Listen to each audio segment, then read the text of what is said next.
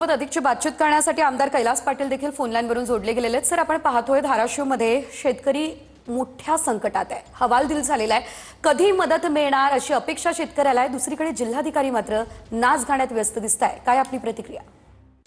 August महिन्यामध्येही आमच्याकडे अतिवृष्टी झाली होती आणि त्याचं अबकड म्हणजे शासनाला जो अहवाल पाठवायचा असतो सविस्तर त्याला पाठवायला कमीत कमी 1 महिना उलटून गेला होता। जिल्हा प्रशासन शेतकऱ्यांपेक्षा किती संवेदनशील आहे यातून दिसून येतं। आणि आताही सप्टेंबरमध्ये नुकसान झालंय याची माहिती अजून पूर्ण पंचनामे झालेले नाही। खरं तर या अधिकाऱ्यांनी फील्डवर जाऊन शेतकऱ्यांचे पूर्ण 100% पंचनामे करून घेणं अपेक्षित असतं अशा वेळेस।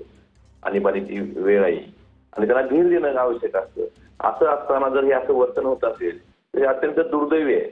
एका बाजूला शेतकरी आत्महत्या करतोय आणि असे वरिष्ठ अधिकारी जर बेजबाबदारपणे वर्तन करत असतील तर हे वर्तन त्या अशा परिस्थितीत त्यांना शोभणार आहे का? आणि माझी शासनाला विनंती आहे की शासन याबाबत शेतकऱ्यांच्या बाबतीत किती गंभीर आहे किंवा किती संवेदनशील आहे हे त्यांचे प्रतिनिधित्व करणारे जिल्ह्यातले जे वरिष्ठ अधिकारी आहेत त्यांच्या वर्तनातून दिसून येतं।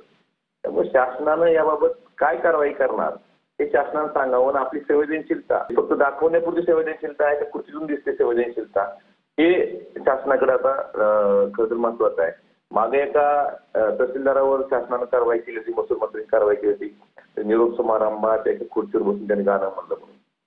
मग आता हे शासनाला चालतं का? या ठिकाणी जिल्हाधिकारी असेल, निवासी उपजिल्हाधिकारी असेल असं वर्तन करत असतील, ज्यांच्याकडे जबाबदारी आहे त्यांनी पूर्ण वेळ देऊन मदतीची अपेक्षा आहे, पंचनामे पूर्ण झालेले नाही, शेतकरी आत्महत्या करतोय, अशा वेळेस वर्तन झालं असेल असं तर शासन त्याच्यावर कारवाई करण्याची हिंमत दाखवणार आहे का? अगदीच धन्यवाद सर। निश्चितच सर, धन्यवाद तुम्ही आमच्यासोबत बातचीत केली त्यासाठी।